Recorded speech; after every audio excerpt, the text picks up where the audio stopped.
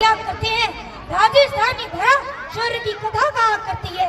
पानी कम मगर रत्ती नदी बहा करती है। पानी कम मगर रत्ती नदी बहा करती है। तो राणा पुत्र अमर सिंह भी मेवाड़ वंश गौरव थे। चूड़ा व शिक्षावत मानो शत्रु गौरव थे। किंतु रावत दस्ते में बस चूड़ा व लड़ते थे। शिक्षावत देख देख बस मन ही मन करते थे। यही विचार हमसे कोई बालू सिंह तक ले आया। यही विचार हमसे कोई बालू सिंह तक ले आया। उद्दलित बालू सिंह भी झटपट राणा पर ढाया। बोला श्रीमन हम भी बोरुस तलवारें रखते हैं। फिर अपने दस्ते में चूड़ावन लड़ते हैं। संग्राम में प्रणोत्सव का ये क्रम रोका जाए। एक बार ये मौका शिक्षावत को सौंपा जाए। एक बार ये मौका शिक्षावत को सौंपा जाए। तो चिंतित राणा ने देखा इसमें भीषण अंदेशा। चूड़ावत सरदार जैत सिंह को भेजा संदेशा। जैत सिंह ने राणा का प्रस्ताव सुना फिर बोले जैसे पृथ्वी के कंपन को शीशनाथ खंडोले। बोले श्रीमन आखिर आपको क्यों आभास हुआ है? क्या चूड़ावत तलवारों से उठ विश्वास गया है? आप कहे तो बहरी दल से धरा पाट कर रख दूं। एक लिखी कसम चरण में शीश काट कर रख दूं। शिक्षावत प्रस्ताव ने सचम को कृत किया है। और भूल गए घायल कमंद ने पैरों युद्ध किया है। और भूल गए घायल कमंद ने पैरों युद्ध किया है। राणा के समझाने पर भी दोनों अड़े हुए थे।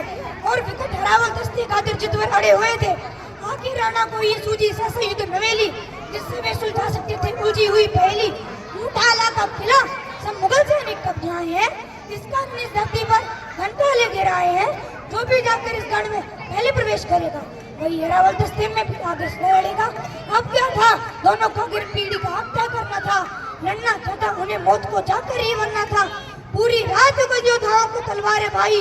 और उधर चिंतित राणा को नींद नहीं थी आई। और हुई रणभेरी गूंजी और धुंध भी बोली मेवाड़ी से चले खेलने आज खून की होली। आज नहीं निर्णय होना था हार और शुभ जय का। आज नहीं निर्णय होना था हार और शुभ जय का। आज सही अंतर होना था केवल विजय विजय का। आज सही अंतर होना था केवल विजय विजय का। तो भिड़ने लगे काल से खुलकर वीर सुबट अभिमानी। लगी रक्त से खप्पर भरने काली और भवानी। लगी रक्त से खप्पर भरने काली और भवानी। एक एक कर दोनों योद्धा हरदल काट रहे थे। दोनों ही दुश्मन सर से भूतल बांट रहे थे। सहसा बालू सिंह का हाथी मुख्य द्वार पर आया। सहसा बालू सिंह का हाथी मुख्य द्वार पर आया। वाले जैसी देख नीली कीलों को चकराया। बार बार टक्कर की खातिर जो आगे बढ़ता था उतना ही वह कील भरकर देख देख करता था। तो बालू सिंह हाथी से कूदा वो दरवाजे पर आया। खड़ा हो गया कील पकड़कर छाती पर चलाया। कहा महावत से हाथी को सीने पर आने दो और सभी शिक्षावत वीरों को अंदर जाने दो। और सभी शिक्षावत वीरों को अंदर जाने दो।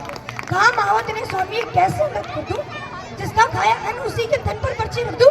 कहा वीर ने तुम नावक समय को आओ। समय आ गया मातृभूमि का बढ़कर कर चुकाओ। समय आ गया मातृभूमि का बढ़कर कर चुकाओ। तो विवश महावत ने आदि तक आगे बढ़ा दिया था।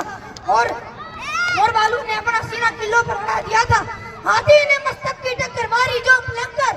दरवाजे गिर गए किले के करते शोर भयंकर। गज मस्तक को भिगो रही थी शस्त्रों पिचकारी।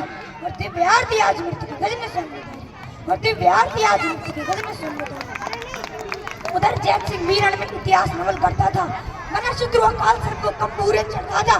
जो वीर सीढ़ियों से कंपूरे तक आया वही लगी वृक्ष पर से वीर दरा पर आया। वही लगी वृक्ष पर से वीर दरा पर आया। सोचा अगर किले में बालू पहले प्रवेश करेगा वही हरावल दस्ते में भी आगे सदा लड़ेगा। लगी तनिक ना देर उसे विषय निर्णय लेने में। शीश कलम करके ही कोई कर्ज अदा करता है। और कलम के लिए विषय वो नए नए धरता है। युद्ध देव को जल छोड़ने का पुण्य अर्घ चढ़ता है। तब जाकर ही सैनिक जाके पत्थर कुछ बढ़ता है। तब जाकर ही सैनिक जाके पत्थर कुछ बढ़ता है। लगी तनिक ना देर उसे विषय निर्णय लेने में। विजय सुनिश्चित लगे उसे शीश काट देने में। तो ऊंटा इलाका किला जब ये घटना देख रहा था एक वीर ने शीश काट कर अंदर फेंक रहा था। एक वीर ने शीश काट कर अंदर फेंक रहा था। तो काल ठिठक कर रुका। तो काल ठिठक कर रुका। सामने उसमें दृश्य में था। किसको लिखो महान सोच में पड़ी इतिहास। किसको लिखो महान सोच में पड़ी इतिहास। धन्यवाद।